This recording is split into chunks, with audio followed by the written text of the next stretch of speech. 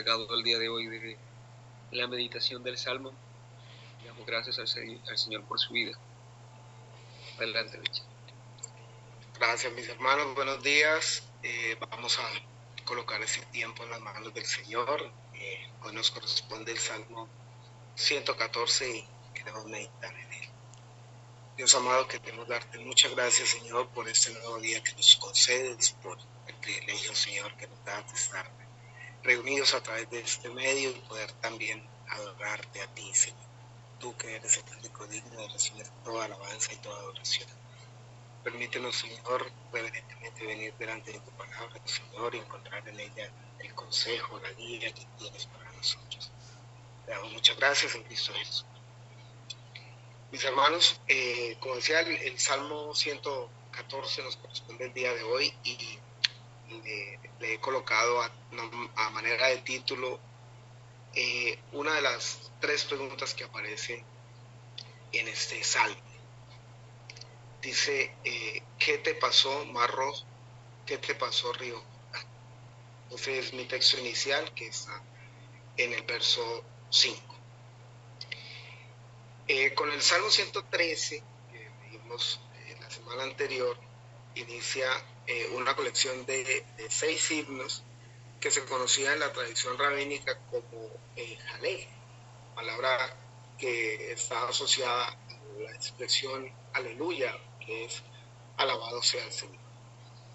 Estos salmos se cantaban en las principales fiestas litúrgicas, especialmente en la cena pascual. Es muy posible que nuestro Señor Jesús haya cantado esta serie de cantos en la cena pascual, así dice el Evangelio de Mateo 26:30. Y cuando hubieron cantado el himno, salieron al monte de los Olivos. Charles Spurgeon elogió mucho este segundo canto de la serie de salmos o de cantos Jalel. Así lo expresó. Este sublime cántico del Éxodo es único e indivisible. La verdadera poesía ha alcanzado aquí su clímax. Ninguna mente humana ha podido igualar, y mucho menos superar, la grandeza de este salmo. Este himno pascual describe poéticamente el paso de los israelitas a través del Mar Rojo y del río Jordán, destacando sobre todo el dominio del Señor sobre las fuerzas de la naturaleza. Mi primer punto es la formación de una nación. El primer verso de este salmo dice, cuando salió Israel de Egipto, la casa de Jacob, del pueblo extranjero, Judá vino a ser su santuario e Israel su señorío. Normalmente cuando una nación se establece o se forma, lo hace en un territorio que ya ha habitado o producto también de una batalla, de una guerra. Pero el relato bíblico nos muestra que Israel fue formado como nación dentro de otra nación. Aunque habitaron allí 400 años, la palabra dice que no se mezclaron con el pueblo extranjero, que era una nación distinta a la otra. De ahí que la expresión del salmista dice el pueblo extranjero, un pueblo que hablaba otra lengua, o el bárbaro, como dice la Biblia de Dios. En este verso vemos también cómo Dios cumple su promesa, la palabra dada a Abraham, Isaac y Jacob, librando al pueblo de la esclavitud, del cautiverio y llevándoles a la tierra prometida. Recordemos que cuando descendió la casa de Jacob a la tierra de Egipto no eran más de 100 personas. Años después, 400 años, ya con la liberación de Moisés, era una nación supremamente grande. El pueblo necesita a alguien que lo gobierne, alguien que lo dirija. En este caso, Israel vino a ser su dominio. Israel vino a ser señorío del Rey de Reyes. Judá vino a ser su santuario. En hebreo la palabra usada aquí es Kodesh, que es apartado para el Señor. Y vosotros me seréis un reino de sacerdotes y gente santa. Esto está en Éxodo 19:6. De la liberación al peregrinaje. El mar lo vio y huyó. El Jordán se volvió atrás. Verso 3. Muchas veces leemos muy rápido estas dos tremendas expresiones, pero hay algo muy interesante entre la primera y la segunda expresión. Es que pasaron 40 años y no propiamente en un resort de lujo. Es absolutamente maravilloso ver cómo un pueblo, una nación tan grande de más de 1 millón de personas, estuvieron moviéndose 40 años en el desierto. Los beduinos son de los pocos habitantes del desierto, son comunidades pequeñas, familias quizás de 10 o 20 personas. Pero mover un pueblo tan gigantesco en el desierto era una tarea totalmente imposible, una obra milagrosa del Señor. Es durante este tiempo que el Señor se manifiesta al pueblo en el monte Sinaí y les da su ley. De igual manera es ver cómo el maravilloso sustento, dándoles maná, pan que descendía del cielo, Éxodo 16:4, dándoles agua de la peña, agua de la roca para su sed en el desierto, sombra en el día y abrigo en la noche durante 40 años. Pero el pueblo ya está maduro, a punto de poseer la tierra prometida, y llegan al Jordán, un nuevo impedimento. Este río no era un simple riachuelo, esto simboliza un nuevo bautismo, una nueva generación levantada en el desierto pasaría a través de las aguas para conquistar la tierra prometida. 3 preguntas. ¿Qué tuviste, oh mar, que huiste? ¿Y tú, oh Jordán, que te volviste atrás? Oh montes, ¿por qué saltasteis como corderitos y vosotros collados como carneros y vosotros collados como corderitos? Versos 5 y 6. El mar, el Jordán, los montes y collados vieron algo, no solo una nación, sino el Dios de esa nación. Es ante este Dios que el impetuoso mar huye presuroso. El salmista usa la misma expresión que aparece en el momento que José huye dejando sus ropas ante el acoso del pecado. El agua del río retrocedió. Para nuestra mente racional es totalmente imposible que un río revierta su curso y retroceda. Es el mismo Señor que envía su palabra y detiene las aguas para que el pueblo pueda pasar en seco. Josué 3, 15 y 17. Oh montes que saltaste como corderitos, como corderos y vosotros collados como corderitos. Montes es la palabra har en hebreo, que es montaña o cordillera. La primera mención que aparece en la escritura es el relato del diluvio universal, cuando el agua cubrió los har, montes, 15 codos por encima. Génesis 7, 19 y 20. Estos montes y collados saltaron como corderitos, dice el salmista. Pero ¿quién es este Dios?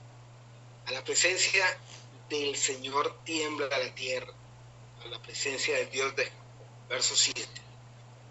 Solo hasta este verso el salmista presenta ante quién es que el mar huye, el río se vuelve atrás, los montes y collados saltan.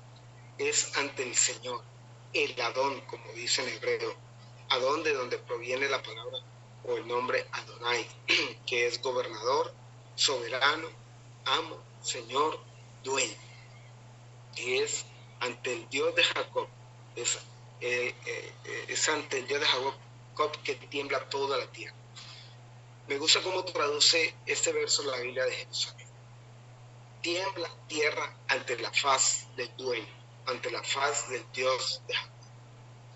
El Evangelio de Marcos nos muestra quién es este al que los vientos y el mar le obedecen. Y despidiendo la multitud le tomaron como estaba, en la barca. Y había también con él otras barcas, pero se levantó una gran tempestad de viento en el mar. Le dijeron, maestro, ¿no tienes cuidado que perecemos? Y levantándose reprendió al viento y dijo al mar, calla, enmudece. Y cesó el viento y se hizo grande bonanza. Y les dijo, ¿por qué estáis así amedrentados? ¿Cómo no tenéis fe? ¿No tenéis fe?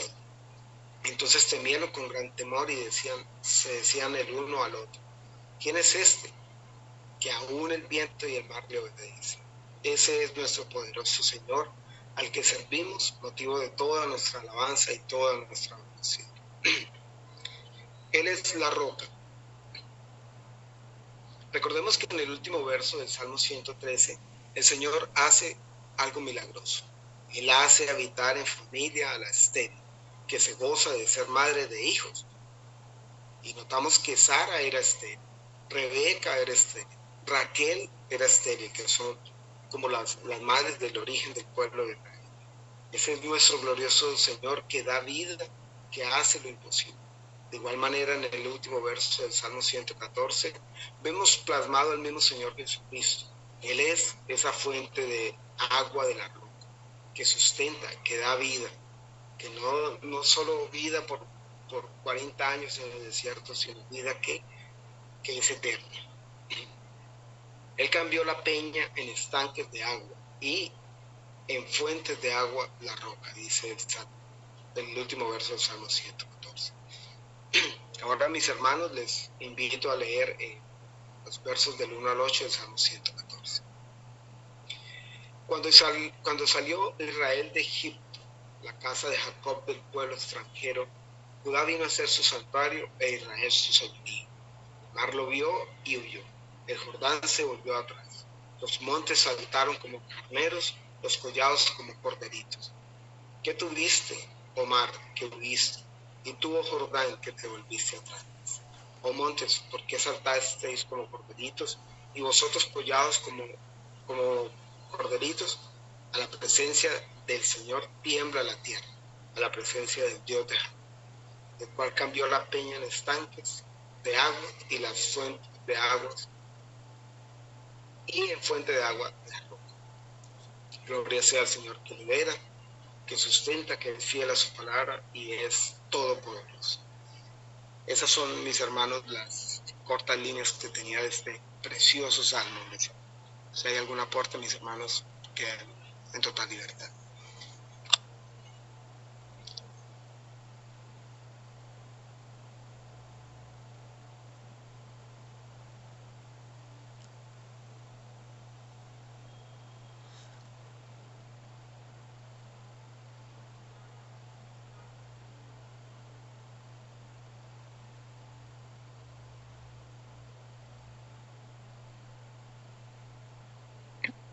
Yo creo que es maravilloso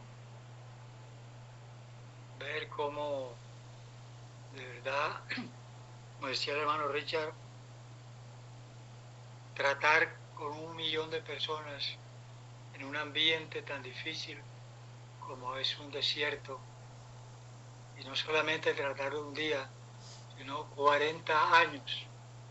Creo que ya eso de por sí habla del Dios maravilloso que tenía ese pueblo que por pura gracia y misericordia fue sacado de Egipto como pueblo de Dios y aún como ejército, y ver cómo Dios los sustenta y cómo se presenta como ese Dios poderoso que hace abrir el Mar Rojo, que vuelve atrás el Jordán, que hace saltar a los montes. Bueno, son escenas que en ningún otro lugar podrían verse. Únicamente tenemos la bendición nosotros de conocer y creer esa historia por la cual pasó ese pueblo y ver que tenemos ese mismo Dios maravilloso hoy en día, que es capaz de hacer toda maravilla y realmente llegar al corazón del hombre. Y gracias a Dios que eso realmente ha sucedido con nosotros. Muchas gracias, hermano Richard.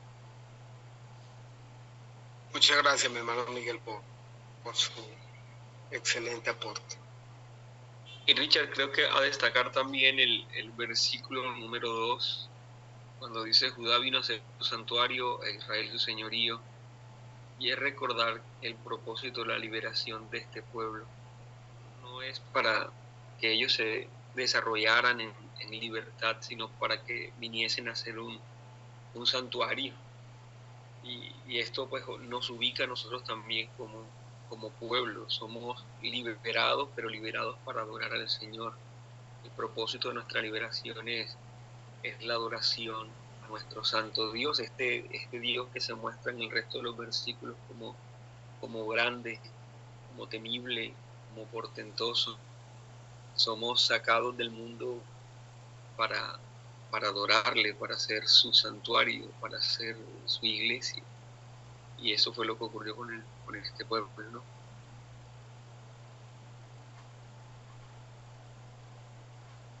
Así es, pastor. Y cuando leía y meditaba en esta parte que habla de Judá, obviamente está señalando al Señor que viene de ese mismo linaje, ¿no? Sí, de la casa de nuestro sumo sacerdote. Buenos días, hermanos. Bueno, me llama la atención eso también porque, bueno, menciona a Judá y no a Leví, ¿no? A pesar de que la vida que servía, ¿no? Tiene un sentido, una referencia a Cristo, ¿no? Evidentemente. Me llama la atención mucho la línea de pensamiento del salmista aquí, porque normalmente los salmos comienzan hablando de Dios, y bueno, habla de muchos temas, pero siempre se centra en Dios, ¿no? Pero el salmo comienza hablando desde Israel, e incluso da a entender como si los milagros se dieran por el poder de Israel, ¿no? Dice, el mar lo vio, pero ¿a quién vio? ¿A Dios? No, pues no había mencionado a Dios hasta este punto, ¿no? Sino al pueblo, ¿no? Menciona a Judá, a Israel y la casa de Jacob, ¿no? De quien está hablando desde el versículo 1 y 2, ¿no? Y dice, el mar lo vio, es decir, el mar vio al pueblo y huyó, y el Jordán se volvió atrás, y los montes saltaron como carneros, y los collados como corderitos, ¿no? Y de entender como si esto hubiese ocurrido por poder de Israel, ¿no? Y luego se hace la pregunta en el versículo, las preguntas, ¿no? En los versículos 5 y 6, y los versículos 7 y 8 responde que esto no fue por Israel, ¿no? Entonces yo siento que es como si él estuviera pensando en un tercero que está viendo al pueblo de Israel, ¿no? Vio una nación que salió de Egipto, que tuvo un peregrinaje y que a través del cual se experimentaron milagros portentosos, y un tercero pues no sabría, digamos de buenas a primeras, quién ejecutó todas estas cosas, ¿no? Lo primero que va a ver es al pueblo, ¿no? Es como, claro, bueno, cuando uno ve a una persona, digamos en nuestros tiempos, porque esto puede ser como un poco abstracto, cuando uno ve a alguien, lo primero que uno ve es las virtudes de esa persona, ¿no? Si esa persona tiene virtudes por una vida de piedad, lo primero que vemos es a la persona en sí, ¿no? Y luego ya después lo que vemos es al Dios que está detrás de todo eso, ¿no? Y serían como los versículos finales, ¿no? Entendiendo que todas estas cosas, maravillas, portentos y milagros, no se dieron por ellos, pues, no tienen ningún mérito, ningún crédito por todo ello, sino que fue Dios mismo quien ejecutó todas estas cosas. Lo que pudieran, digamos, alabar los pueblos de Jacob, de Israel, es porque era Dios quien estaba detrás. Totalmente, Moisés. Realmente, o sea, llegar a ese séptimo versículo, cuando el salmista ya dice quién es ese al que vio el mar y huyó, o sea, es precioso saber que es el Dios al que nosotros servimos. Y el enfoque también es los pueblos que vieron esas maravillas, que entendieran que era el Dios al pueblo el que ha hecho esto.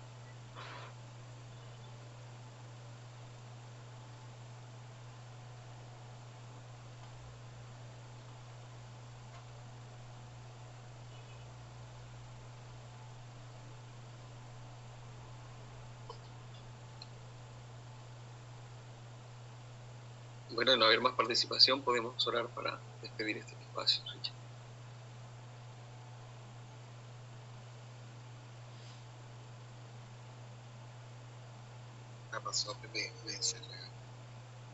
Decía que de no haber más participación, podemos entonces orar para despedir. Es que me bloqueé acá un segundito. Bueno, mis hermanos, vamos a orar y darle gracias al Señor por este tiempo, también encomendar nuestras vidas en sus preciosas manos. Amado Señor, te queremos dar muchas gracias, Señor, por este tiempo, por permitirnos una vez más poder meditar en tu bendita palabra, entender ese glorioso Señor que hace maravillas, que sustenta, que es fiel a su palabra, y entender también, Señor, que a ese Dios glorioso siempre servimos. Claro, Señor, en este nuevo día que nos concede, Señor, dirige por favor nuestros pasos, guárdanos en nuestro caminar, Señor. Y Señor, también queremos colocar también la vida de nuestros hermanos, cada uno de ellos aquí presentes a través de este medio, Señor, que seas tú también guardándoles, dirigiéndoles este día, ayudándoles también en medio de sus situaciones, Señor. Oramos también por nuestro hermano Luis y nuestro hermano Alfredito, sus procesos de recuperación, Señor, que seas tú también ayudándoles, Señor. Te damos muchas gracias, Señor, y quedamos, Señor, agradecidos contigo por poder meditar una vez más en tu palabra. En Cristo Jesús. Amén y amén.